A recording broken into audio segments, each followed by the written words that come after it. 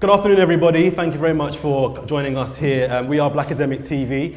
Before I tell you guys a little bit more about who we are and what we do, I want to say a big thank you also to the Jerk Festival for having us here today. Everyone has some good food, some good drink?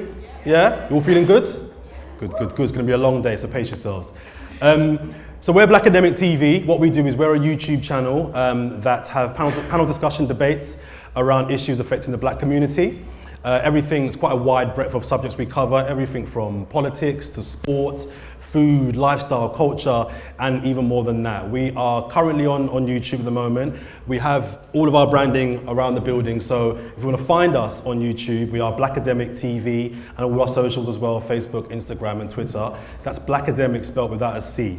That always throws people. It's Blakademik without a C. So go and find us and you can find a lot of our content so far. We're 2 series in, we're growing, and we started out of a need we felt to have certain conversations that weren't being had in the mainstream, on TV, radio, and also online. So we thought, we'll do it ourselves and set up our own platform to have our own discussions and debates. We're going to be having 2 debates in the next hour today. The first debate is going to be around the Windrush Scandal. We are 2 years on now from, I think scandal is the best word. We agree scandal was the best word to describe what happened 2 years ago. And then we're going to be talking a little bit about, or after that debate, around cuisine and our food, and asking the question, why hasn't anybody who's from the Caribbean managed to franchise and maximize the financial potential of our own food? So why don't we have a Jamaican Nando's or a Jamaican Oaxaca? Why does that not happen? The one that we do have, Turtle Bay, isn't owned by anybody from the Caribbean. So we'll discuss that as our second debate as well. I'm joined on the panel today with 3 fantastic guests. I'm joined by Nick from That's Pod, who's a culture and music journalist. On my far left, I'm joined by Joel Campbell, who's an editor of entertainment at The Voice newspaper. And to my immediate left here, I'm joined by Rita here, who is the owner and creator of the sauce Miss Pepper Pot. So we'll tell you a little bit more about that in the second debate as well. So to kick off, let's talk about the Windrush Scandal. It's 2 years on now. I'll start with you, Joel, by asking you, I'm not going to ask you what you think the government in this country has learned 2 years on, but what I want to ask all 3 of you, I'll start with you, Joel, what have you learned in this last 2 years in regards to how the government have treated people from the Caribbean islands? Yeah, there's still a long way to go where the respect for that generation that got off the boat, the work that they put in to shape this country, it seems like there's no respect for that. For them to have to go through this scandal, and even 2 years on, we've got to the point where a structure has been put in place for those who feel that they are deserving of remuneration, some kind of financial remuneration due to the scandal, due to the fact that they've been almost told that they have no home, no place, yeah? Even though we've got that system in place, it's still not clear and people are still not taking it up. So I still think that there is a huge effort that this said government has to put in order to redress some of what they've put wrong in the last 2 years, let alone what's gone wrong since 1948. So what have we learned? Well, we've learned that there's still a long way to go before we can consider ourselves respected in the way that we should be as human beings. Mm-hmm. And what's been your takeaway from this last 2 years about how the government has reacted to sending so many people forcibly back to the Caribbean? I think what we have to be thinking, and my take is that they've lost sight of the reasons why Caribbean people came in the first instance. And I think that if we look at parallels with our other people from different countries who have come here, if we look at the Jewish community and the respect that's had for them, they've managed to secure themselves in more ways than we have. And I think that one of the things that we have to look at collectively as Caribbeans, although my heritage is Jamaican, we need to look at the other Caribbean islands and not just always talk about Jamaica as the key island for everything. And once we start looking at how we unite, then perhaps we can take our argument a little further forward, and we can look at somebody or some people who can support championing us, such as using solicitors to look at the legal footholds, to look at where we can actually establish ourselves to say, this is what happened, this is what was expected of us when we came, and this is what we would look for. This is what you've done, this is what happened to us, this is our life experience, and this shouldn't have happened. So where are we now? What needs to happen? And that's what we need to look for. So we should be wanting somebody who's got the skill base to actually set out the stall, to say to the government, this is what we'll be looking for. The other things that we need to be doing, we need to be active in government. We need to be voting, we need to be putting ourselves forward as councillors, as MPs, so that we have a say. And rather than just talk from the sidelines, saying that we want this and we want that, we've got to be able to champion those causes by becoming active. Great. Nick, for you, are people from the Caribbean, of all the immigrants in this country, treated the worst? I think for the Caribbean community, I think we are treated as one of the worst, I think, in the totem pole. If you look at what Theresa May's did in retaliation, £500,000 towards like community services and stuff like that, that's really not something that's both tangible and solution-based. I think it's very performative, and I think even the video she made in response for the Windrush celebration yesterday was quite performative as well. I think if we look at what that government did and all the mistakes that she's made, you know, people have died. Someone died yesterday, it was reported as well, just because of the stress of the Windrush and because of all the stress of trying to get his papers together for the Home Office. So I think we are treated the worst, and from a perspective of what we've given to the NHS, what we've given to health services, what we've given to cleaning across the country, what we've given to youth services, what we've given to schools as teachers, teaching assistants as well. I think it's quite disgusting, and it's quite telling that the government 2 years on can't treat us as a priority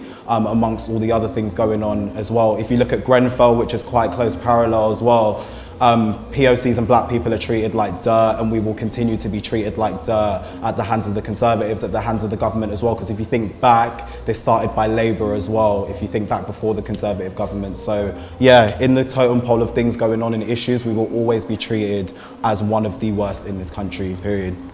Joel, Nick mentions there the video that Theresa May put up. It was yesterday or the day before yesterday? I think it was yesterday. Acknowledging the anniversary. Do you think her legacy won't be Brexit, but her legacy will more so be the way that our community was treated? From a policy that she implemented? Yeah, no, so I think her legacy as Home Sec will be tainted as a result of those decisions, and her legacy as Prime Minister will be tainted as a result of Brexit. So the last, 8 years for her haven't been great, have they? Although she's ascended to the top offices in government. Listen, I don't pay too much attention to Theresa May because she was Home Secretary at the time. It takes a hell of a lot of grit for someone to be Home Secretary for 6 years. Typically don't last that long. And that's the type of person that she was. She showed a tenacity and a grit and a single-mindedness that, you know, kept her on course for the top office. So she probably suffered all of the karma while she was Prime Minister. In terms of her speech yesterday, I didn't watch it, didn't take it in, don't take it in. I don't really want to hear what she's got to say, if I'm honest with you. And that's coming from a newspaper that gave her space on page 2 to, you know, say whatever she had to say, and that wasn't a decision that went down well in the office. You know, it was something that divided us. But because she played such an integral role in everything, it was deemed that she should get some kind of say. Listen, the bottom line is they messed up, big time. Nothing they can do now will bring about any kind of parity for me. There's people's lives who've been destroyed, people have lost their lives, some of what's gone on. And Javid doesn't escape any shots here as well, because he's integral to this whole journey. So there are some people that have been main players along the whole journey, and I don't really want to hear anything they've got to say. I want to see what this government puts in place to, in some way, remunerate those who have been affected. And everything this young lady said is key in terms of moving forward and ensuring that it doesn't happen again. Three of the four of us here work in media. As someone who doesn't, what have you made of how the media have dealt with the story in the last 2 years? Do you have any particular grievances, issues with how the media has reported what's been going on for the last couple of years? And Brexit has obviously been the biggest thing in the last 2 years. Do you think that that has been a convenient distraction from dealing with the people that have been affected by the scandal? Well, my background, I work for a local authority. I'm in social work. I'm an auditor for social work practice and looking at working with Ofsted. So I work with children, I work with families, I understand some of the journeys, I work with schools. I recognise that one of the things that we don't always celebrate in the way that we should be celebrating is Black history. I don't like the idea that we nail it down to 1 month or a few days and that we don't recognise the journeys. One of the things that some schools do, and it quite often is the private schools, where they celebrate Grandparents' Day. And in celebrating Grandparents' Day, it's an inclusive part of actually looking at families regarding who they are. So when we're thinking about some of the ways that the media reports, we can see that the media doesn't report in the way that actually puts Windrush in a favourable place to actually discuss what happened and what's the way forward. Everything is done in bite-sized pieces, and sometimes you wonder, well, what's happened next? I think that if I was somebody who came from another country and coming into Britain, I wouldn't actually know, well, where are we now with the situation with Windrush? You actually have to research it. So I think when some things are kept alive all the time as to understanding and what's the impact and aftermath, when you kind of think about the stories that we like to hear from our parents and our grandparents, and we get that to enable you to feel whole and secure about who you are and how you can begin to achieve. So if you know in your family history that your grandparents and your great-grandparents did art, and because you were able to maybe have a flair in some type of creativity, it gives you that sense of actually, I can achieve this. And what we don't have for our young children, we don't have the sense of where our families, what our families did when they came through, not only just from Windrush, what did they do in their countries? A lot of our families had farms, they understood agriculture, they understood a lot. And when they came here, they had to ditch that and actually get jobs that enabled them to actually put food on the table. Some of our families didn't take the rural parts of the countries. And when you look at the rural countries where our families should have been, they would have been more secure with the kind of environment that they were used to. But because of the racism and the difficulties that they would have experienced, they cluttered and had to come together in different areas so that they had a sense of community and a sense of security. And that's a real big loss when you kind of think that some of our children only would have seen a chicken on their plate all jerked up, rather than seeing a live chicken running around in their garden. So I think some of the things that we have to look at is there are some real big losses. And if we look at what we might need to be thinking about for our Windrush generation, looking at putting on something in terms of them giving back to us as what happened on their journeys before they came to this country, what are the richnesses that they can give to us as younger people and the younger generation that we can take away and celebrate and feel, actually, I might want to go into doing something like agriculture because my great-great-granddad had a farm, and on that farm he had horses. And it's things like that that we don't hear. Nick, how worried should we as a community be that it's looking like our next Prime Minister is going to be Boris Johnson? And by we, I suppose I mean immigrants, full stop.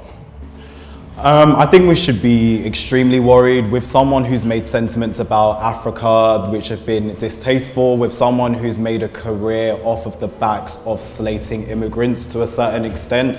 I would say that Boris Johnson is very career driven, very strategic, and will undermine any single person to get where he wants to get. So I think post Theresa May, post Brexit and what we've got to do with that, I think he's a very dangerous character, and I think the likes of him and Donald Trump in tandem ruling the world in 2020, which is a very likely future, it's it's very scary. So we need to come together as a community. I think some of the anecdotes that you said are key. Taking stories from our grandparents, our great-grandparents, learning from the lawyers in the black community, you know, really building a strong sense of war where we have resources, we have funding, we have expertise to come together to help with legal cases for some of the Windrush people who are still fighting to get their documents together and stay in this country, for people who are fighting Brexit, fighting going back to their countries within Europe because of the EU policies and tariffs. I think we do need to band together, especially as black people, in the face of Boris Johnson.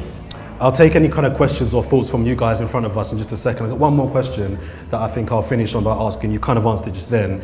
But what now? So going forward, it's all well and good talking about what's happened and, you know, as you say, Joel, the government messed up big time. But what now? That's a loaded question, Jordan. Almost a loaded question. First, there's a generation of people who have had a load of wrongs done to them. They need those put right. That's the first port of call. So address those who are alive, and then address those who could benefit from anything put in place in the future. I'm all about you know, paying people back. Now we've sat in meetings and had discussions at length about, you know, how you pay someone back who, I don't know, came here and was sent back and in the meantime lost a wife or lost a husband or lost a child. Now, how do you pay someone back for that? You can't quantify the amount of money that they're supposed to get. So for me, that's the first port of call, money. Do you have any kind of thoughts as to going forward, what can be done now? Sorry. What can be done? I'm not quite sure, to be quite honest. It is a difficult question as to what can be done. There never seems to be any money in the purse, despite the amount of parking tickets that they seem to manage to get and all the revenue that comes from that, and where does that go? When I thought about driving in today, and there's a charge for my car because I can't afford a newer car because I don't have that kind of salary to command it. And where does the money go for paying in for that admissions? So there's lots of revenue coming in from different places, and you're talking about, you know, trying to pay back. But what can you pay back? How much money would quantify the distress that one would have felt? I think that when you're in politics, to actually get that job, you need to have a human way about you. You need to understand that just because that's not your experience doesn't mean it won't be somebody else's experience. You need to operate that we're all human, and that everybody's life experiences come from where their life experiences from their, you know, from where they've been born and what their life has been around their surroundings. And lots of people have different ways of expressing themselves. And when you kind of think about the attitudes of our own parents and grandparents, that sometimes they don't want to go any further with a situation because they become too tired. And so what happens is that their children then try and champion it for them. And they get worn down with it, and they're very accepting because of their journey. And a number of them are in their 80s. And it's almost like, you know, what they need to do is probably have a more of a public way of looking at it.